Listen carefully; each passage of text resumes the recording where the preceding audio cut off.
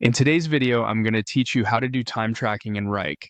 Time tracking is the backbone of clear reporting and smooth project delivery, and by the end of this walkthrough, you'll be comfortable logging accurate time against your work. Start by opening Wrike and signing in if prompted.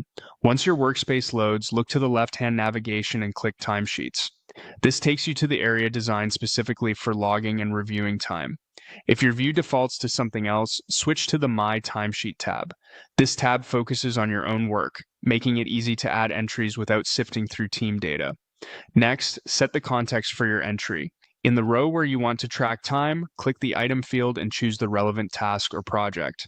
You can search by name or browse recently used work.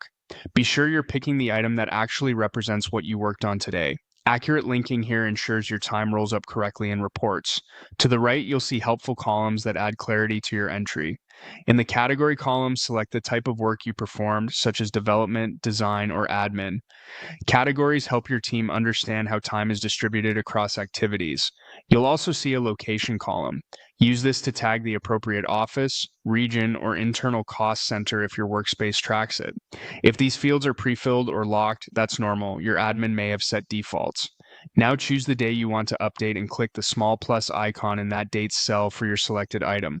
From the menu that appears, click Add Entry. A time entry box opens so you can record the duration. Type the hours and minutes you spent. Wrike accepts common formats like 1:30 or 1H30, and some teams use decimals such as 1.5 for 90 minutes. Stay consistent with whatever your organization prefers. If you split your work into separate blocks during the day, you can repeat this process to add multiple entries for the same item. You can also add a comment. This is a great place to briefly describe what you accomplished. Mention the deliverable, milestone, or ticket reference so anyone reviewing the timesheet understands the context. Keep it concise and avoid sharing sensitive information. When you're done, press Enter to save. Your new entry appears in the cell and you'll see your daily and weekly totals update automatically. If something looks off, simply click the entry to adjust or remove it. That's all there is to it. Open timesheets, pick your item, set category and location if needed, add the entry, include a clear note, and save.